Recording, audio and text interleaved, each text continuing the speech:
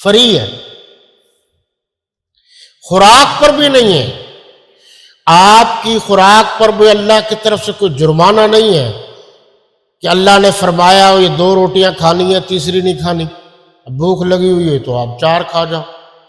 اللہ نے یہ نہیں پوچھنا 4 کیوں کھائی تھی، یہ تو پوچھے گا کہ جو کھایا تھا وہ صحیح طریقے سے آمد کے مطابق کھایا تھا یا نہیں۔ یہ علیحدہ بحث ہے، تعداد پر بحث نہیں ہوگی۔ ایک آدمی 1 روٹی کھاتا ہے اس کا پیٹ بھر جاتا ہے، ایک 4 کھاتا ہے اس کا پیٹ بھرتا ہے، اللہ نے روکا ہوا تو نہیں۔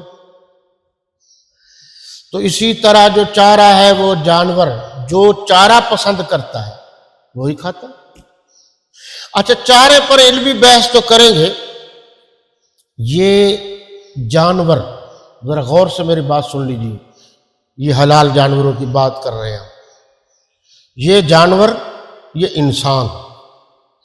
انسان کے بچے ہیں 10، آدمی کے 10 بچے ہیں، آمد ہے 20,000۔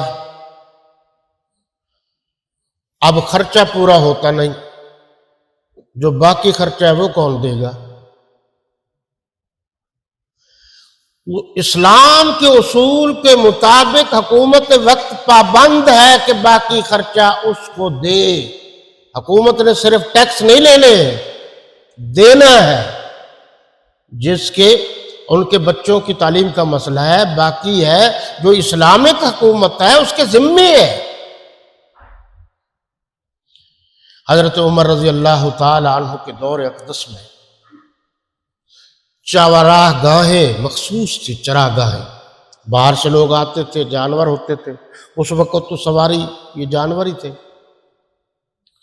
ایک مرتبہ ایسا بھی ہوا کہ ایک دیہات سے آدمی آیا تو اس نے اونٹ کو چھوڑ دیا، وہ جہاں سے اس کو پودے نظر آئے، چراگاہ نظر آئی، جو اس نے کھانا تھا کھا لیا۔ حضرت عمر رضی اللہ تعالیٰ عنہ کو شکایت ملی کہ یہ تو چراگاہ سرکاری ہے، کوئی آدمی آیا ہے اور اس نے تو اونٹ کو چھوڑ دیا۔ گرفتار کیا، پوچھا کیا مسئلہ ہے؟ انہوں نے کہا یہ مسئلہ کیا ہے؟ میں نے ادھر ادھر دیکھا ہے، میں آیا ہوں یہاں، مجھے کوئی جگہ نظر نہیں آئی، تو کھانے کے لیے میرا جانور بھوکا تھا، یہی جگہ تھی، میں نے چھوڑ دیا۔ تو اس کے بعد انہوں نے فرمایا آج کے بعد جو جانور بھی جہاں سے آئے گا اس کو چارہ مہیا کرنا حکومت وقت کی ذمہ داری ہے۔ اسلام میں حکومتیں خدمت کرنے کے لیے ہوتی ہیں، خدمت کروانے کے لیے نہیں ہوتی اسلام میں۔ اب یہی تو باتیں ہیں سمجھنے کی، جو ہمارے پاس آتے ہیں وہ تو پہلے سے مخدوم ہے، اور مخدوم کا ترجمہ ہے خدمت کروانے والا۔ جو پہلی خدمت کروا کے نسل در نسل یہاں تک پہنچے ہیں، وہ خدمت کرنے کے لیے نہیں آتے، وہ صحیح آتے، ہم بھول جاتے۔ وہ مخدوم ہیں، وہ کہتے ہیں کہ ہم تو خدمت کروانے کے لیے آئے ہیں، ووٹ دے دو اور پھر بھی ہماری خدمت کرتے رہو۔ تو ان چیزوں پر آپ نے غور کرنا ہے، فرق کیا ہے؟ فَجَعَلَهُ غُثَاءً أَحْوَىٰ، یہ جو سبزہ ہے، چارہ ہے، یہ جب سوکھ جاتا ہے تو پھر اس کا رنگ بدل جاتا ہے، کالے کی طرف ہو جاتا ہے۔ اللہ نے فرمایا کہ اس شباب پر غرور نہ کر، تکبر نہ کر، بڑائی نہ کر، یہ ڈھل جائے گا۔ جب ڈھل جائے گا تو جس طرح چارہ رنگ بدل جاتا ہے، پھر آپ کی تیاری بھی اس طرف ہو جائے گی جہاں سے آج تک کوئی واپس نہیں آیا۔ سَنُقْرِئُكَ فَلَا تَنْسَىٰ، یہ ہوا۔ یہ شیخ القرآن مولانا غلام اللہ خان رحمۃ اللہ تعالی علیہ نے بھی لکھا ہے، باقی علماء کرام نے بھی یہ بات لکھی ہے، اور وہ یہ ہے کہ حضور صلی اللہ علیہ وسلم کے پاس جب وحی آتی تھی تو آپ صلی اللہ علیہ وسلم کبھی کبھی یہ سوچتے تھے کہ بھئی اتنی باتیں جو آ رہی ہے تو میں اس کو کیسے یاد رکھوں گا، بھول جائیں گے۔ تو اللہ نے فرمایا ہم نے چھوٹی چھوٹی صورتیں نازل کی ہیں تاکہ آپ کو یاد رہیں، اور ہم انشاءاللہ آپ کو یاد کرا دیں گے، آپ نہیں بھولیں گے۔ فلا تنسا، نہیں بھولیں گے آپ۔ اور اس میں یہ بھی ہے کہ جو چیز بھول گئے تو اللہ نے فرمایا گویا وہ میں چاہتا تھا کہ یہ آیات ہیں جو منسوخ ہیں، اس لیے آپ کی زبان پر بھی نہیں آئی۔ یہاں جو بات لکھی ہے انہوں نے بڑی عجیب لکھی ہے، مولانا شاہ ولی اللہ رحمۃ اللہ تعالی علیہ نے۔ وہ فرماتے یعنی جمیع مخلوقات را اندازہ کر، بحب اندازہ در مخلوقات تصرف فرمود، تا ہمیں صورت بروئے کار آمد، پس این تصرف را بہدایت تعبیر فرمودن۔ سب سے پہلے بر صغیر میں جو ترجمہ لکھا ہے وہ شاہ ولی اللہ رحمۃ اللہ علیہ نے لکھا ہے، اور فارسی زبان میں لکھا۔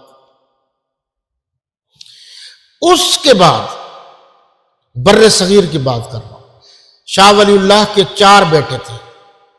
شاہ ولی اللہ رحمۃ اللہ تعالی دہلوی کے جو ایک بیٹا تھا، انہوں نے سب سے پہلے لفظی ترجمہ لکھا ہے بر صغیر میں اردو زبان میں۔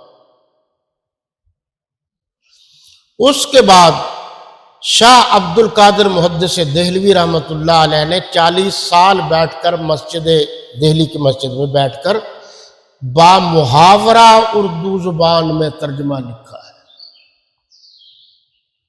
پھر شاہ عبد العزیز بھی ہے، پھر شاہ عبد الغنی بھی ہے۔ تو بر صغیر میں قرآن کا ترجمہ اور تفسیر لکھنے والے شاہ ولی اللہ سب سے پہلے، اور اس کے بیٹے، باقی سب نقل کرنے والے ہیں۔ تو یہاں بھی یہی فرمایا، اور ایک لفظ اور بھی ہے، وہ یہ ہے کہ اللہ نے فرمایا، خوشخبری دے دی کہ میں آپ کا استاد ہوں، میں آپ کو بھولنے نہیں دوں گا میرے نبی، آپ کی رسالت پر کوئی بات نہیں کر سکے گا، جو میں آپ کو دوں گا وہ آپ کو ہمیشہ ہمیشہ کے لیے یاد رہ جائے گا۔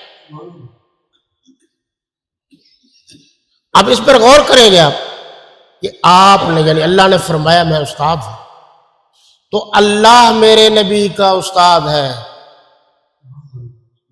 میرے نبی کا کوئی استاد دنیا میں نہیں ہے، ورنہ تو وہ کہتا کل تک تو میرے پاس پڑھتا تھا، آج کہتا ہے میں نبی ہوں۔ ساری دنیا میں سے کوئی انسان میرے نبی کا استاد نہیں ہے، میرے نبی کا استاد اللہ ہے۔ اس لیے آپ کو ہادی بھی کہا جاتا ہے، مہدی بھی کہا جاتا ہے۔ اور یاد رکھنا یہ دلیل ہے ختم نبوت کی۔ اگر کوئی جیسے مرزا غلام قادیانی ہے، اس کے تو استاد تھے، بعد میں مسائل بھی پیدا ہوئے۔ نبی کا استاد اللہ ہوتا ہے، بس نبی کا استاد اللہ ہوتا ہے، اللہ کے سوا اور کوئی نہیں ہوتا۔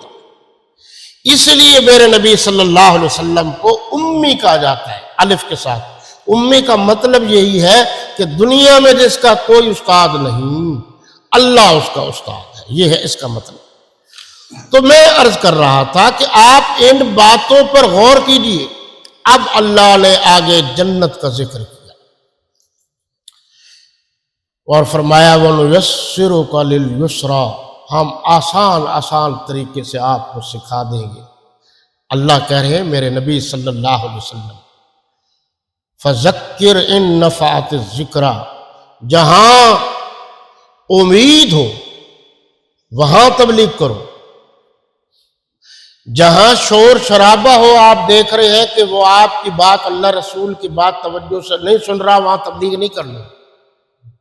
یہ لکھا ہے معارف القرآن میں مولانا مفتی محمد شفیع صاحب، اور یہ بھی لکھا ہے کہ جہاں دنگا فساد ہو جائے آپ نے وہاں تبلیغ نہیں کرنی، اور جہاں بحث چڑھ جائے مناظرے کی اور آپ کو تو آگے پتہ نہیں ہوگا، 2 لفظ یاد کیے ہوئے ہوں گے، وہاں بھی نہیں کرنا۔ جہاں امید ہو، اس درخت کو پانی لگایا جاتا ہے جس کے بارے میں امید ہو کہ یہ اگ آئے گا، وہاں تو تبلیغ کرو۔ یہ ہمارے ہاں ادھر سے گھروں میں جھگڑا شروع ہوتا ہے اور یہ تبلیغ شروع کر دیتے ہیں، تو وہ جھگڑے میں مصروف ہے، پھر تبلیغ کا اثر نہیں پڑتا۔ ایسی جگہ پر نہیں۔ اب کسی کا ایکسیڈنٹ ہوا ہے، وہ تڑپ رہا ہے اور وہ دوسرا اوپر والی ہستی جو ہے تبلیغ کر رہی ہے۔ یہ باتیں، تبلیغ کرنے کے بھی کچھ قاعدے اور ضابطے ہیں، اس کے مطابق چلنا ہے۔ قرآن پڑھنے کا ادب آداب ہے، اس کے مطابق چلنا ہے نا، ہر جگہ تو نہیں۔ کوئی لیٹرینوں میں پڑھنا شروع کر دے اور کوئی واش روم میں اور کہے کہ جی دیکھو جی یہ کیسا عبداللہ خادم بے وقوف مولوی ہے، کہتے قرآن نہ پڑھو۔ اور بے وقوف، ہم نے کہا قرآن تو پڑھو لیکن باادب جگہ پر، اچھی جگہ پر، صاف جگہ پر، ستھری جگہ پر۔ اتنے ظالم لوگ ہیں کہ بات کو آگے پیچھے کر کے بات کرنے والے کا تیا پانچا کر دیتے ہیں، اس طرح کی بات ہے۔ اللہ سیذکر من یخشا، جو خوف رکھتا ہے وہ تو نصیحت پکڑے گا، جس کو اللہ کا خوف ہے۔ جس کو نہیں ہے، جو غرور ہو گیا، جو متکبر ہو گیا ہے، جو اس گمان میں آ گئی یہ سب کچھ میں نے بنایا ہے، میری کمائی سے بنا ہے، میں ہوں سب کچھ، تو وہ تو پھر جہنم کی طرف ہی جا رہا ہے۔ فرمایا وَيَتَجَنَّبُهَا الْأَشْقَى الَّذِي يَصْلَى النَّارَ الْكُبْرَى، اور بے خوف بدبخت پہلو تہی کرے گا۔ جو بدبخت ہوگا وہ پہلو تہی کرتے رہے گا، یعنی یوں کرے گا، یوں کرے گا، بہانے بنائے گا۔ یاد رکھنا، ایسا شخص آگ کی طرف جا رہا ہے، ثم لا يموت فيها ولا يحيا، پھر وہاں نہ مرے گا نہ جیے گا، پھر کیا کرے گا؟